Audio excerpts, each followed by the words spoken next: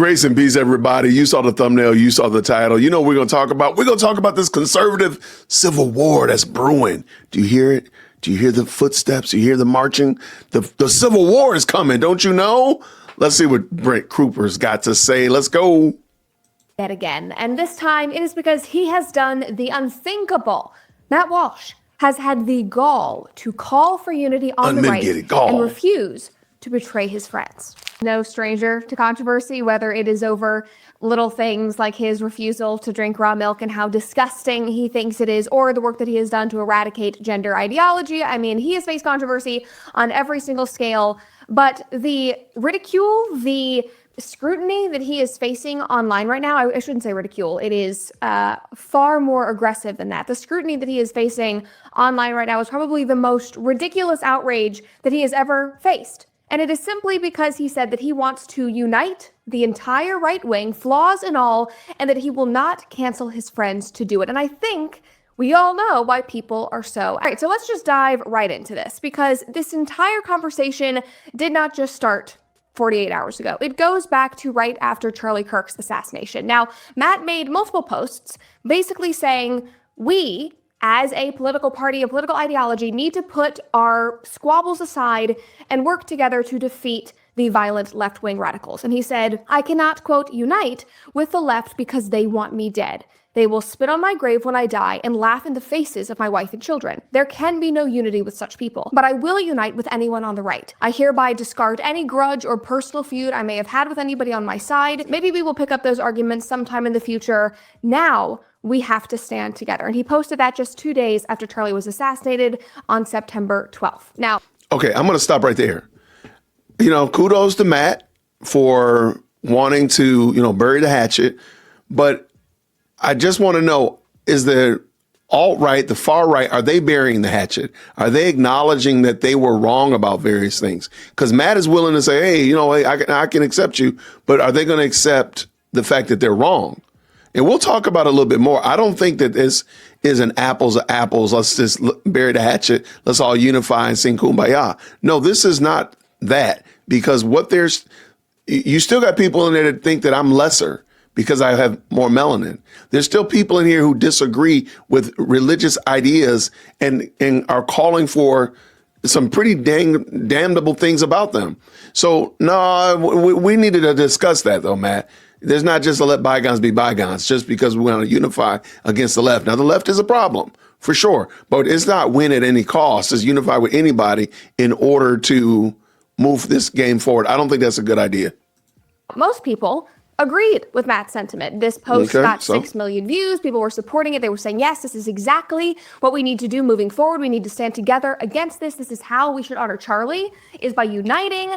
I agreed with the sentiment, but there were some people online who were very angry about the idea, specifically because there are certain people on the right that they do not want to unite with, aka people like Nick Fuentes or Alex Jones, Candace Owens, Tucker Carlson, even Megyn Kelly. Now, one of these people who was so angry about this post was James there. Anyway, this is how James responded to Matt's post. He said, have fun with your new friends, Matt. Now, people were shocked by this response because if there was ever a time to say, hey guys, we're putting it aside for now. It is all water under the bridge. At least for now, let's all work together.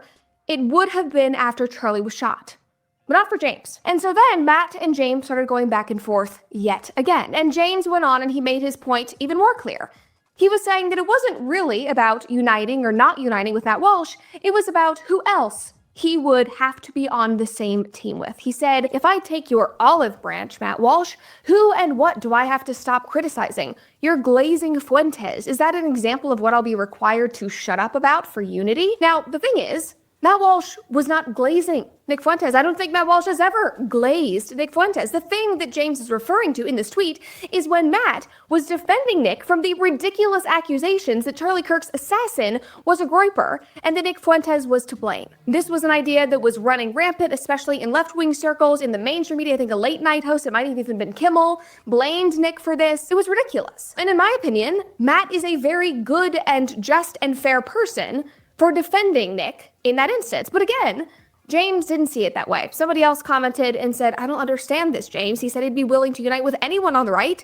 You're on the right. Why do you still have an issue with him? I'd really like to discuss this in October. You know how much I respect you and I respect Matt as well. And James responded and said, he means people like Fuentes. I'm not on the right. The right threw me out. Like, sir, are we having a pity party now? Like, is this what this is? Somebody else replied and said, you should actually engage in conversations with him instead of these stupid online skirmishes. You guys should actually talk. And James responded and said, no, we should not. He's like, no, I don't want to. I'm done. I know exactly what he's requiring me to do. I don't want to be involved. That is basically what James was saying in response to Matt. Like, I'm sorry, but Matt calling the right to unify is not about you, James, aligning with Nick Fuentes. It is much bigger than that. You aligning with Nick is not what Matt is lying awake thinking about at night. He is thinking about avenging the death of his friend Charlie Kirk and protecting conservatives from violent people on the left. That is why Matt made these posts. That is the unity that he is calling for. And Matt laid all of this out in an episode of his podcast. Just take a listen. Now, I can tell you where there should be unity.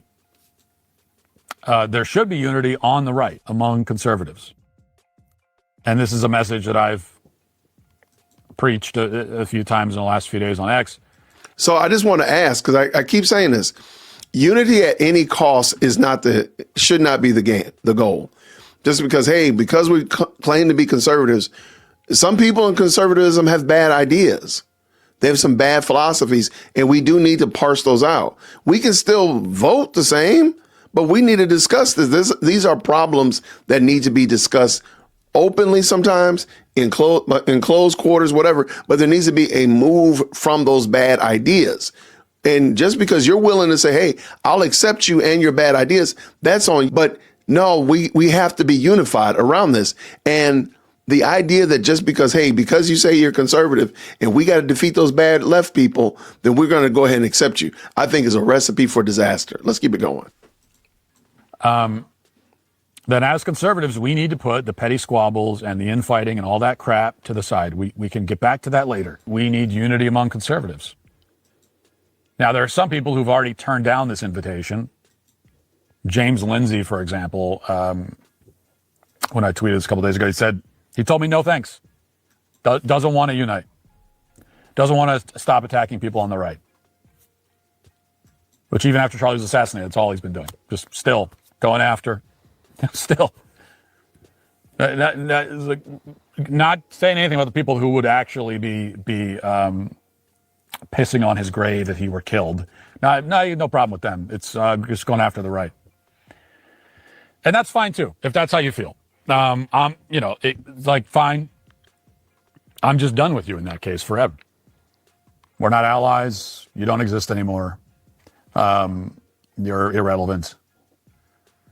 If even now, in the face of all this, after one of our most important leaders has been shot and killed on stage in front of us by a deranged LGBT militant, if even now you still have an appetite to spend your time punching right, then I have nothing else to say to you or about you. I mean, that's the beauty of Matt Walsh. He does not pull punches in the slightest. And I love him for it. Now, all of this took place back in September. This is not new news. This is just the context. This same conversation about unity involving Matt Walsh came up again after Politico broke the story about the Young Republicans group chat. Now, Matt's take, which is similar to mine, is that there are simply bigger issues at hand. These were people in group chats who, based on my understanding, were trying to make edgy jokes with their friends. It was leaked by a trusted person over a Young Republicans leadership squabble, is what I understand. Like, the whole thing just seems like ridiculous and embarrassing, but still a non-issue in the broader political landscape, especially what we are facing in the wake of Charlie's assassination. A lot. Seth Dillon seemingly subtweeted this whole debate, the whole firestorm, and he wrote, "You should be willing to lose friends for the sake of what is good and true. And friends who can't tolerate honest correction without treating you as a traitor aren't really friends anyway. I'd argue that they are holding you hostage." And from here, all hell broke loose because Matt responded with this. He said, "I understand your position, but I consider loyalty to my friends to be one of my most important principles. It always has been. I don't denounce my friends or join in dog piles against them, ever, period. Not because I'm scared to, but because I consider it an act of treachery. Disagreement is one thing. Obviously, debating your friends publicly is totally fine and healthy, but in my case, I can say I have people screaming in my ear, constantly demanding that I actively denounce and condemn friends. I mean actual friends, like people who I've shared a dinner table with, and I just won't do it. Some things are meant to be handled privately. Loyalty matters. Other things matter too. but loyalty matters. When someone I know personally, who I have helped and supported, who would call me on the phone anytime, chooses instead to condemn me in front of the world, I consider it an unforgivable betrayal, and I won't do it to anyone else. And the more that the mob demands that I do it, the more I am sure that I never will. I mean, it's incredible. It's incredible. Matt has a lot of great tweets under his belt, but I think this might be my favorite. And I don't think we really need to dance around the issue here or be vague. The friends that people want Matt to denounce or speak out against are Candace Owens and Tucker Carlson. And this seems to be a common trend these days, because just a couple of weeks ago, Megyn Kelly was asked about these same friends, and this was her response. Now, as for my decision to platform Tucker, too bad, too fucking bad. I love him. We're friends. I don't think he's an anti-Semite at all, but I don't really care. I think Tucker's a very important, valuable voice in the national conversation. I'm thrilled. I think Candace is so I don't know her. I don't really know her that well. Although I will tell you, we recently had a very nice exchange before all this. And I was just reminded in my own head that Candace is a young mom of like 3 young kids. She's under a lot of pressure. She's got a big show. She's been under attack since she came onto the public airwaves. She's been under attack constantly. And it's my prerogative if I say to myself, that is not someone I wish to attack. I do not feel that way. I don't want to do it. Yeah. And I felt this way. And now that people have made my attacking her the stakes of my relationship with whatever person is saying this, I'm going to have to say goodbye to that person. I won't do it. Now it's like a point of pride. Yeah. It's literally the same thing as the BLM folks trying to make you raise your fist. The answer is no. I mean, that is a perfect analogy, in my opinion, and I love Megyn for saying this. But from there, because this is the state of the internet in 2025, people started dogpiling onto Megyn, saying that now she is the dangerous one. She's becoming radicalized because of this sentiment. We all need to be wary of Megyn. You know, what is Megyn doing? And all of this is incredibly ironic to me, because all of these conversations have been amplified by Charlie Kirk's assassination. They are arguing over what he believed, who he chose to platform, and who he was friends with. And people are obviously emotional in their grief, and I understand that. Obviously, I empathize with that. They are emotional over their thoughts on hot-button issues like the conflict in Israel and Israel's relationship with our government. Now, I really don't care about all of that back and forth, nor do I have a stake in any debate about Charlie, but from what I have seen, you can't say that Charlie didn't value the kind of loyalty that Matt is discussing. I mean, this is what he said about Candace just shortly before his death. She's a great friend. You know, look, I don't agree with everything Candace says, but you know what I don't do? I don't stop being friends with people just because people morally blackmail me. I don't do that, and you shouldn't either. Look, I have different views on things as Candace. I have different views on Israel than Candace. I have different views on a lot of geopolitics. But honestly, I traveled the country with Candace. I went to her wedding. I saw her meet her husband. I went to Israel with Candace, which is a fun story I'll tell you at some point. But what I don't like is when people demand, you must stop being friends with somebody. Whoa, whoa, whoa. That's a left-wing tactic. Don't do that. I'm not saying you do that, but other people do that. We should never resort to that. I mean, this is the kind of unity that Matt is talking about. So I'm going to jump in real quick. And you know what? I appreciate that. There's just a few things I need people to understand why I still think that you need to call out even your friends. You don't have to be evil toward them. You don't have to be hateful toward them. But if they're in error, you still have to call them out. Let me bring this in and share what I'm talking about. Galatians 6, verse 1. Brothers, if anyone is caught in any transgression, you who are spiritual should restore him in a spirit of gentleness. Keep watch on yourself, lest you be tempted. Bear one another's burdens and so fulfill the law of Christ. If anyone thinks he is something when he is nothing, he deceives himself. But let each one test his own work, and then his reason to boast will be in himself alone and not in his neighbor. For each will have to bear his own load. That's Galatians 6. Let's go jump over to James chapter 5. My brothers, if anyone among you wanders from the truth and someone brings him back, let him know that whoever brings back a sinner from his wandering will save his soul from death and will cover a multitude of sins. I'm not saying that calling out Tucker or calling out Candace is akin to wandering away from the faith. What I am saying, however, is notice what it says. It will cover a multitude of sins. If somebody called out Candace, just think about it. Think about what I'm going to say here. If somebody had properly called out Candace and said, look, we can't roll with you. Do you think we would have people in the name of Candace, supporters of Candace, calling out for the deletion and unaliving of people that Candace has falsely accused to be a part of Charlie, the conspiracy against Charlie? Maybe calling out people is the right thing to do. Maybe calling them out will cover and do away with a multitude of sins. Will turn you off the road of committing a multitude of sins. Just something to think about, because there's a guy going to jail now because of this. Something to think about. Let's keep it rolling. Proverbs chapter 27, verses 5 through 7. Better is open rebuke. Better is open rebuke than hidden love. It's much better. Even though you're a friend, Matt, even though you're a friend, it's better to rebuke your friend openly than to love them than to hide your love. Faithful are the wounds of a friend. Profuse are the kisses of an enemy. Come on. Do you love them if you don't tell them the truth? Do you love them if you don't tell them the truth and you don't call them out and tell them that they are wrong? Because again, you're calling for unity, which again, I don't think is a bad thing. However, the people that you're unifying have to abominate some of their previous stances. Are you asking them to do that? Are you requiring them to do that? Are you saying, hey, look, we got to get together. We got to unify around this, blah, blah, blah. But you got to let go of that foolishness. You got to let go of it. Are we going to do that? Are you going to do that? I'm just wondering. And here's the very last one before we round these bases. It's 1 Corinthians 15:33. Do not be deceived. Bad company ruins good morals. We can't unify with people who hold aberrant ideas. Now, of course, we're talking about in the political landscape, so we can maybe give a little bit of duck and cover, a little bit, but not much. We can probably give a little bit of room, but not much.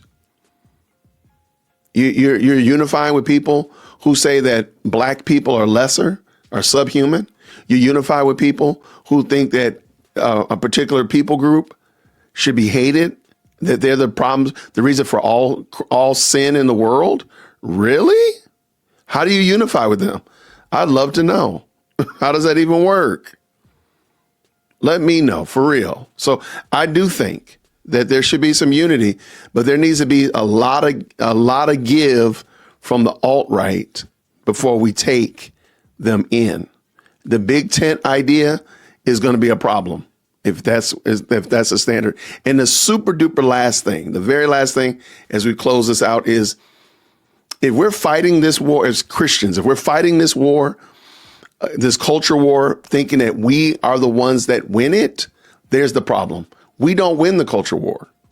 We do our very best, but at the end of the day, our king and our captain of our faith is the one that wins the culture war.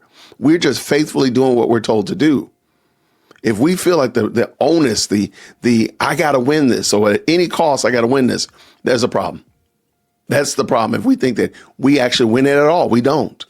But let me know what you think down below. I appreciate you. Do you agree with Brett and Matt and them, or do you agree with me? Do you disagree with me? Let me know. Jump in this comment section and let's talk about it. I'm looking forward to hearing what you got to say. Thank you for liking the video. And until next time, everybody. Thank you so much for tuning in to another episode of the JWhit Podcast. If you enjoyed today's show, please do me a favor and hit me up with that 3-piece special. Like the video, subscribe, and of course, share it with somebody who would also enjoy this type of content. And make sure you leave a comment, because I do pin the best comments to the top. So thank you so much for tuning in today. And until next time, everybody, grace and peace.